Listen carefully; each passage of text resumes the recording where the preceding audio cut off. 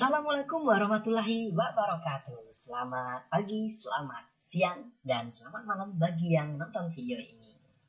Oke, selamat datang di pembelajaran geografi. Hari ini kita akan membahas materi kelas 10 tentang KD 3.1, memahami pengetahuan dasar geografi dan terapannya dalam kehidupan sehari-hari. Nah, dalam pertemuan pertama ini kita akan membagi tahap demi tahap tentunya untuk dibahas. Namun, untuk tahap pertama kita akan membahas hanya 2 poin saja, itu pengetahuan dasar geografi dan ilmu-ilmu penunjang geografi.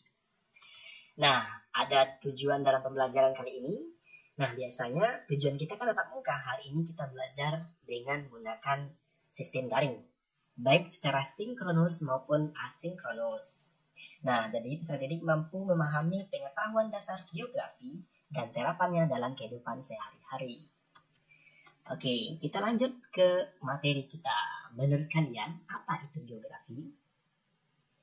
Nah, geografi itu berasal dari kata Yunani. Ada 2 kata. Ada kata geo dan ada kata graphien. Kalau geo itu adalah bumi, sedangkan graphien itu adalah lukisan. Nah, menurut kalian, apa itu geografi? Ya, jadi geografi adalah ilmu yang mempelajari tentang lukisan bumi kah? Yuk, mari kita simak pengertian menurut para ahli berikut ini. Yang pertama, menurut Eratosthenes. Nah, jadi geografi adalah ilmu yang melukiskan tentang bumi.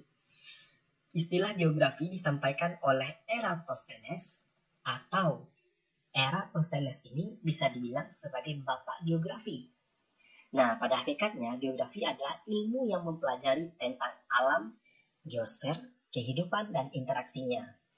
Eratosthenes ini adalah seorang ilmuwan Yunani yang pertama kali memperkenalkan istilah geografi pada tahun 200 sebelum Masehi.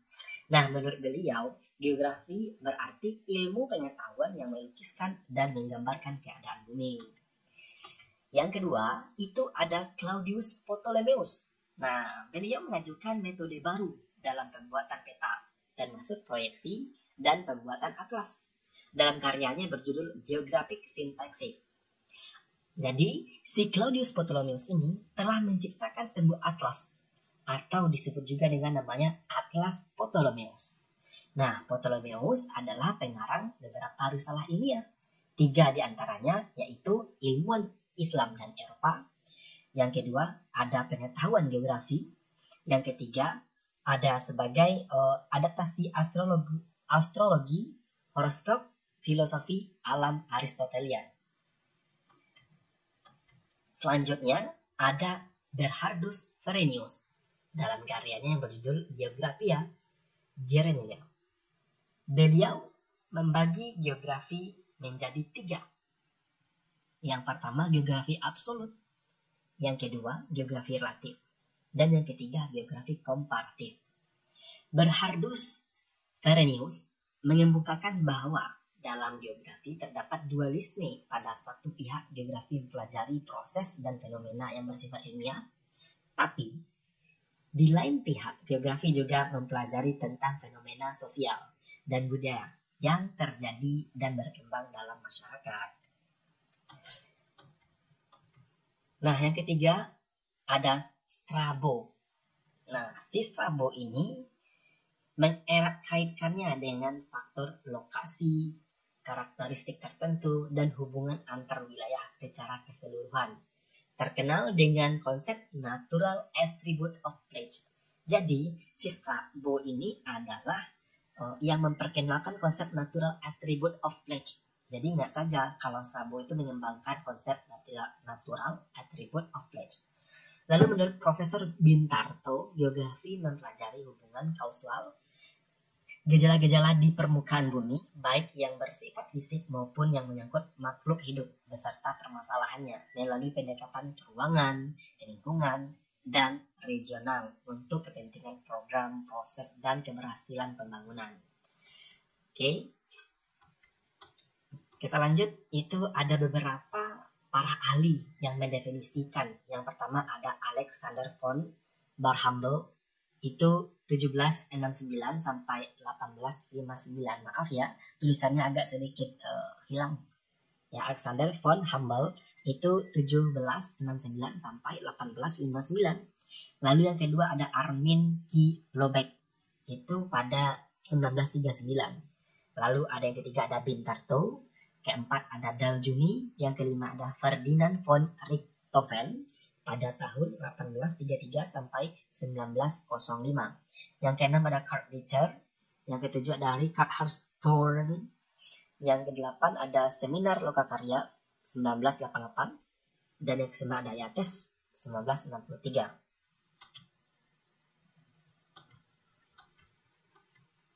Nah, geografi yang pelajari tentang gejala dan kehidupan di muka bumi, serta interaksi manusia dan lingkungannya, dan dalam kaitannya dengan hubungan atau susunan keruangan dan kewilayahan. Nah, dapat disimpulkan itu adalah geografi. Nah, dalam geografi ada dua aspek. Yang pertama, ada aspek fisik. Yang kedua, ada aspek sosial. Nah, ilmu-ilmu apa saja yang masuk ke dalam aspek fisik dan ilmu-ilmu apa saja yang masuk ke dalam sosial. Nah, bisa kita lihat dalam lingkaran geografi ini, ya, itu ada aspek fisik. Nah, aspek fisik itu menyangkut itu ke dalam geologi, geomorfologi, meteorologi, klimatologi, hidrologi, oseanografi, astronomi, geografi matematika. Nah, sedangkan ke dalam aspek sosial itu ada sejarah, geografi historis, lalu ada politik, ada geografi politik, ada ekonomi, ada geografi ekonomi, ada sosiologi, ada geososial, ada antropologi, dan ada etnografi. Nah, itu semua dibagi menjadi dua kelompok, baik aspek fisik maupun aspek sosial. Nah, kita lanjut ke ruang lingkup geografi. Menurut Ruth Murphy dalam bukunya The Scope of Geography, ruang lingkup geografi ada 3. Yang pertama, persebaran dan kaitannya antara penduduk di muka bumi dan aspek keruangan serta usaha manusia untuk memanfaatkannya. Yang kedua, ada interaksi antara manusia dan lingkungan fisik sebagai bagian studi perbedaan wilayah. Dan yang ketiga, kerangka wilayah dan analisis wilayah secara khusus. Nah, sebelum kita masuk ke materi selanjutnya, alangkah kita latihan dulu. Latihan pertama, ada 4 soal. Yuk, mari kita buka buku catatannya. Saya bacakan satu persatu. Soal pertama, kata geografi berasal dari bahasa apa? Yang kedua, siapakah ahli yang pertama kali memberikan istilah geografi? Yang ketiga, konsep natural attribute of place dikemukakan oleh siapa? Yang keempat, menurut Ruth Murphy dalam bukunya The Scope of Geography, ruang lingkup geografi, bisakah kalian tuliskan 3 poin ruang lingkup kajian geografi yang kamu ketahui? Nah, itulah tadi latihan yang pertama. Latihan pertama ini silahkan kalian buat di buku catatan kalian. Nanti kita bahas di video selanjutnya. Oke, kita masuk ke ilmu-ilmu penunjang geografi. Ilmu-ilmu penunjang geografi adalah yang pertama itu ada geomorfologi. Geomorfologi adalah ilmu yang mempelajari tentang bentuk bentang alam. Ya, nggak usah panjang-panjang, yang penting kalian bisa. Jadi geomorfologi itu ilmu yang mempelajari tentang bentang alam di permukaan bumi. Nah, ilmuwan ini ada sangkut pautannya dengan geografi, geologi, geodesi, arkeologi, dan teknik kebumian. Jadi ilmu geomorfologi ini ada saling keterkaitan antara ilmu-ilmu yang saya sebutkan tadi. Oke, yang kedua ada meteorologi.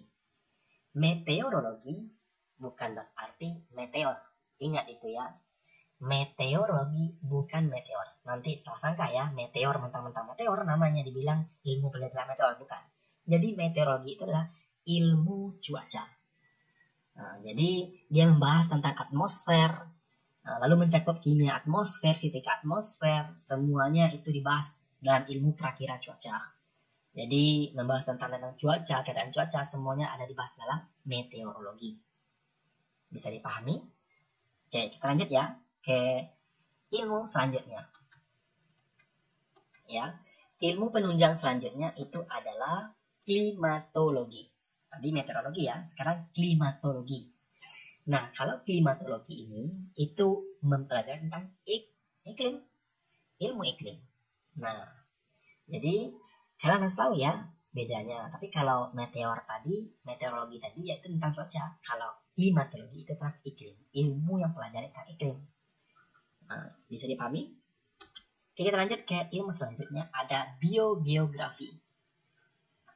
Nah, ilmu biogeografi ini cabang dari biologi yang mempelajari tentang keanekaragaman hayati berdasarkan ruang dan waktu. Nah, ini ada sedikit hubungan tentang cabang dari biologi gitu. Bisa dipahami? Oke, kita lanjut ilmu selanjutnya. Yang selanjutnya itu ada hidrologi. Hidro yang arti air. Jadi ilmu pelajaran tentang air. Nah, dia mempelajari pergerakannya, distribusinya, kualitas air di permukaan bumi, serta siklus hidrologi dan sumber daya air. Semuanya dibahas di dalam hidrologi. Kecuali nantinya laut. Maksudnya aktivitas laut. Kalau laut nanti ada lagi. Itu oceanografi namanya. Oke, bisa dipahami? Kita lanjut ke ilmu penunjang berikutnya. Itu adalah oceanografi. Nah, tadi kita bahas tentang hidrologi. Sekarang oceanografi. Oceannya arti itu ada samudra. Nah, dia membahas tentang laut atau samudra atau ilmu kelautan. Jadi cabang dari ilmu bumi itu adalah ilmu oceanografi salah satunya. Nah, yang dia bahas di sini adalah mulai dari samudra ataupun laut hingga mencakup topik seperti organisme laut, sistem ekosistem laut, arus samudra, gelombang, dinamika cairan geosfer, tektonik lempeng, geologi dasar laut, kondisi batimetri, dan arus berbagai zat kimia dan fisika di dalam laut dan perbatasannya. Jadi ini cakupan dari ilmu oceanografi. Oke, bisa dipahami? Bisa kita lanjut? Oke, kita lanjut. Ilmu selanjutnya itu adalah ilmu penunjang demografi. Tahu apa itu demografi? Bukan berarti ilmu demo, berarti bukan berarti demo ya. Tapi demografi itu adalah ilmu kependudukan. Nah, ilmu yang mempelajari dinamika kependudukan manusia. Meliputi ukuran, struktur, distribusi, penduduk, serta bagian jumlah penduduk berubah setiap waktunya akibat dari kelahiran, kematian, migrasi, serta penuaan. Ini semua dicatat atau dibahas dalam ilmu demografi. Oke, bisa dipahami? Oke, kita lanjut. Oke, kita lanjut ke ilmu penunjang geografi selanjutnya.